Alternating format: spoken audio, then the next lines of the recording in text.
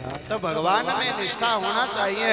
संसार के अपने आप सारे धन वैभव अपने आप मिलना शुरू हो जाएगा जब निष्ठा परिपक्व होगी।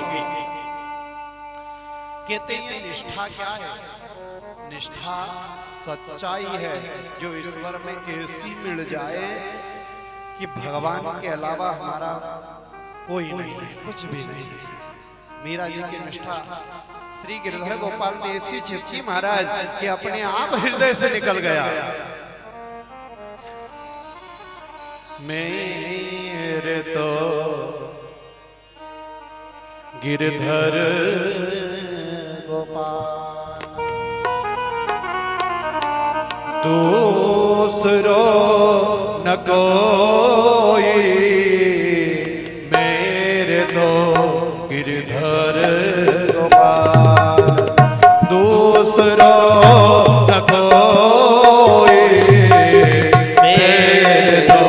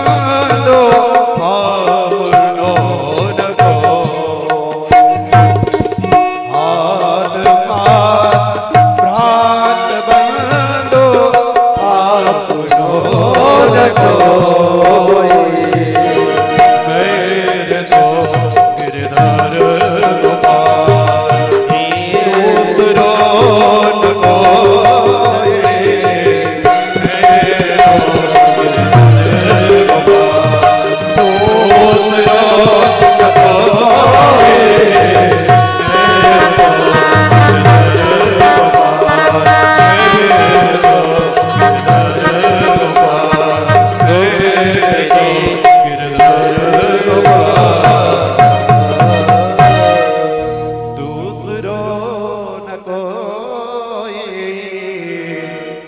जाके सिर मोर मुकुट मेरो पति हो, अरे मेरे तो गिरधर गोपाल। मीरा जी ने कहा मेरे तो गिरधर गोपाल दूसरा न कोई। राणा ने खूब कहा अरे समझ जा मीरा। मीरा ने कहा कि भले कुछ भी हो जाए मेरे मन में तो कौन बैठा, मेरा सावरिया। कहते हैं ये भगवान और भगत का रिश्ता ही ऐसा है महाराज।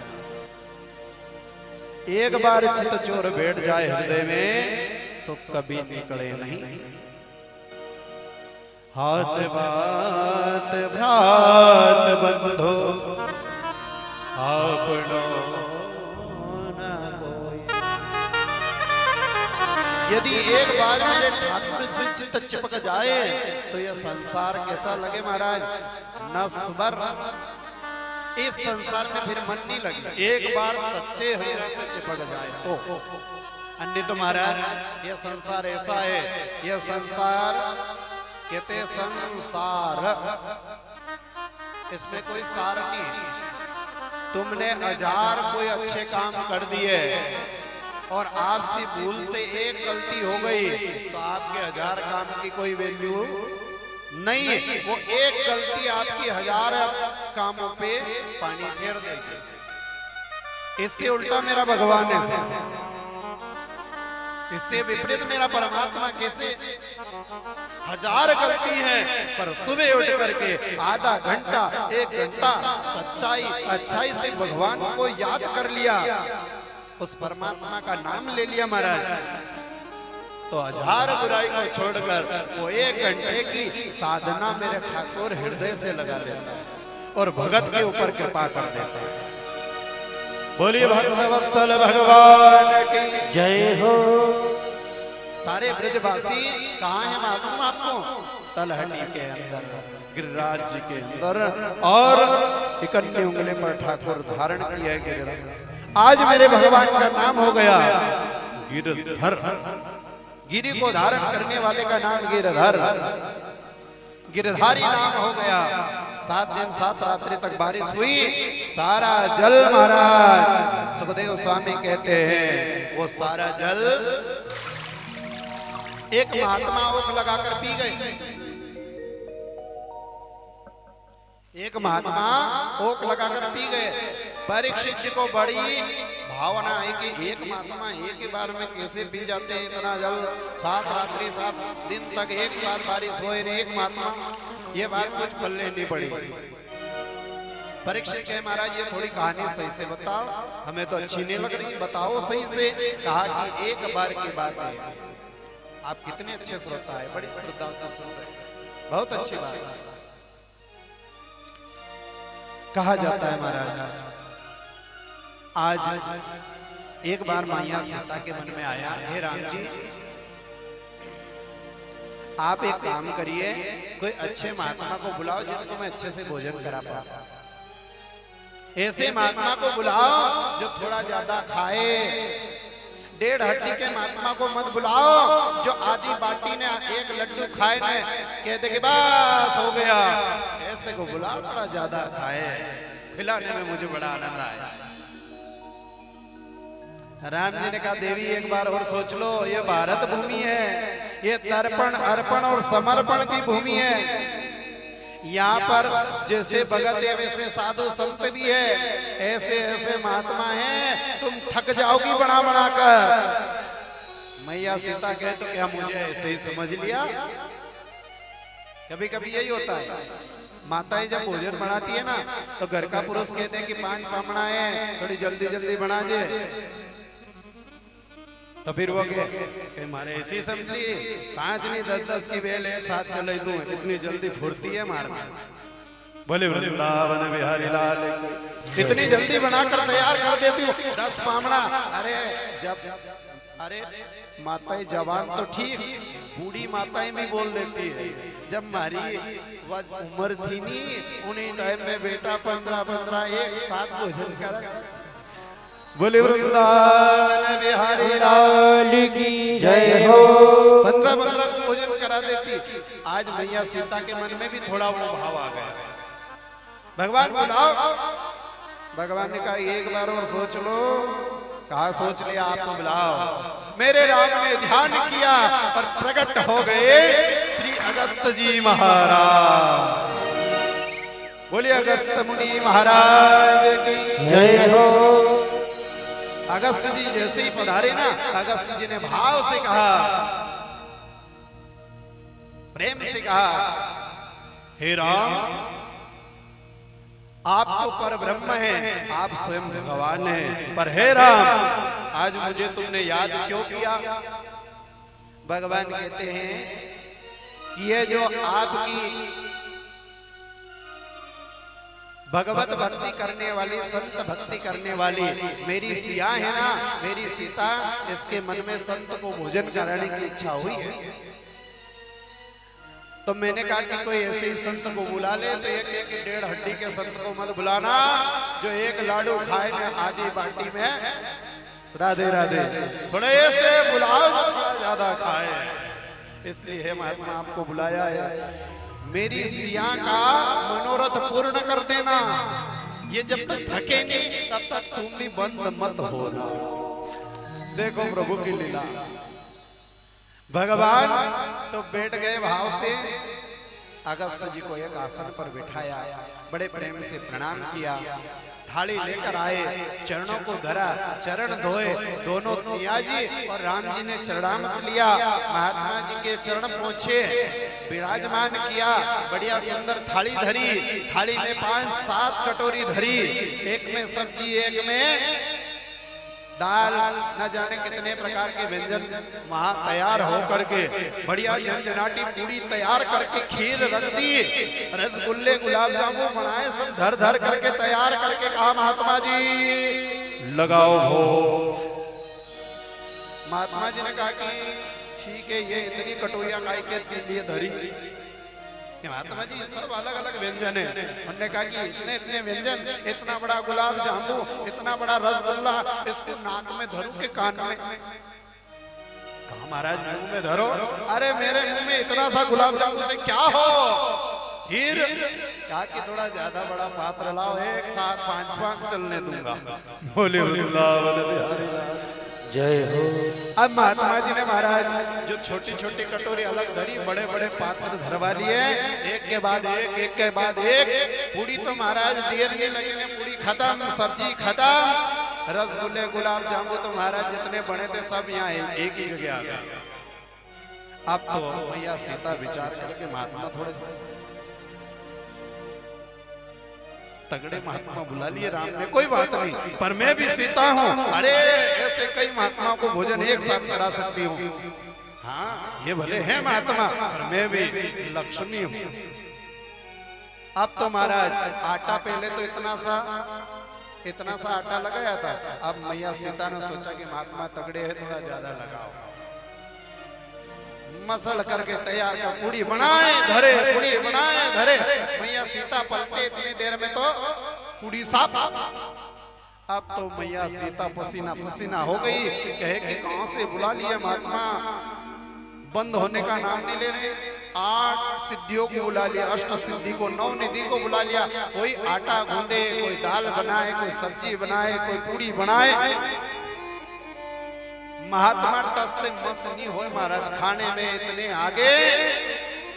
मैया सीता आकर कहे महात्मा जी आपसे निवेदन, यदि भोजन आधा हो जाएगी तो थोड़ा जलपान पानी पी लेना। महात्मा जी कहे आधा हो जाएगा तो पी लेंगे।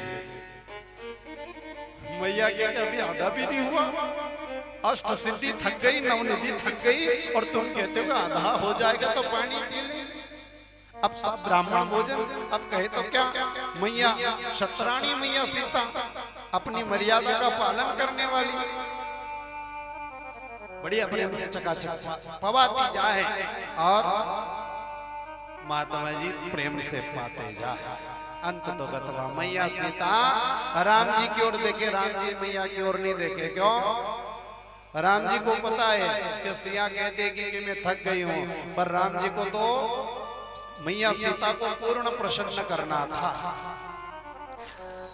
कहते ये इशारा भी महाराज, इशारा अपन ने किया, ने सामने वाले ने सही समझा तो इशारे का प्रभाव हुआ। नहीं तो अपन ने इशारा क्या किया ने उन्होंने क्या ले लिया तो राधे।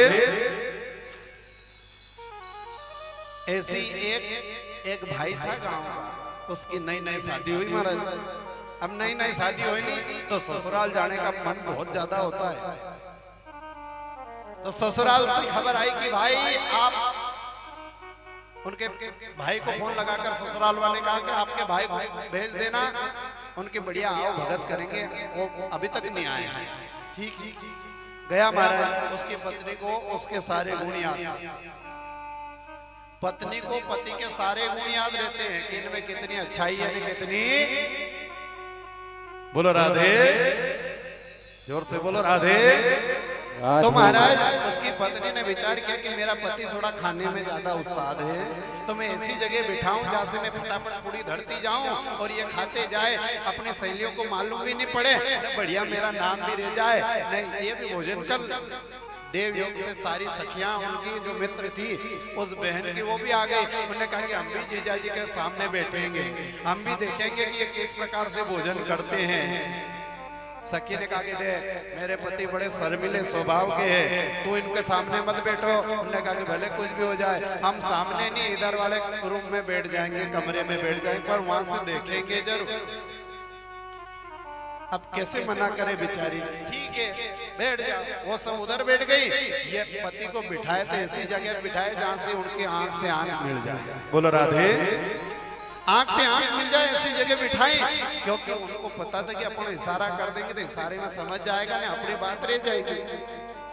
अब बढ़िया प्रेम से थाली में कड़ी बनाई, बढ़िया पूड़ी बनाई।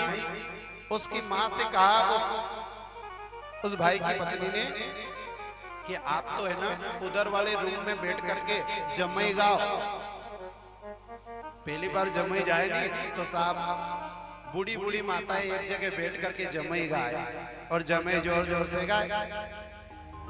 इधर जमई गाए ने इधर सखी सहेली देखे ने वो बहन पूड़ी बना करके धरी, बढ़िया एक साथ 2 पूड़ी धर दी, कड़ी धर दी और भी कुछ और व्यंजन बनाया था धर दिया। और प्रेम से कहा पतिदेव पाइए।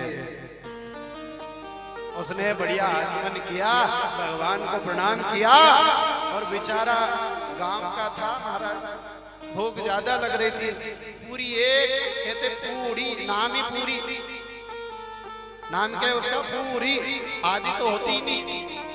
उसने विचार किया कि नाम ही पूरी और पहली बार ससुराल आए ने रखी पूरी, अब इसको आदि कर देंगे तो अच्छी बात नहीं। उसने पूरी पूरी उठाई, कड़ी में धरी और मुंह में बोल राधे राधे।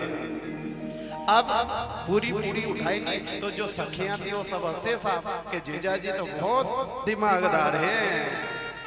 उस बहन ने सोचा कि देखो रे अपनी बेइज्जती हो रही है, अपने पति की इज्जत यदि नहीं करे तो समझ लो कि अपनी इज्जत भी नहीं।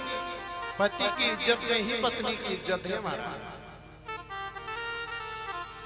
उसने विचार किया अपन इशारा कर देते हैं। उसने इशारा किया, क्या इशारा किया? उसने कहा कि एक पूरी जो है ना इसके 2 निवाड़े कर लो। क्या इशारा किया? एक पूरी के 2 निवाड़े कर लो। पति ने विचार किया देखो रे मेरी पत्नी कितने सौभाग्य से मिली है, बहुत अच्छी है बेचारी। ये विचार कर रही है कि तुम्हारी एक पूरी में नहीं साबर नहीं है रही, तब 2-2 एक साथ चलवा दो। बोलिए वृंदावन बिहारी जय हो।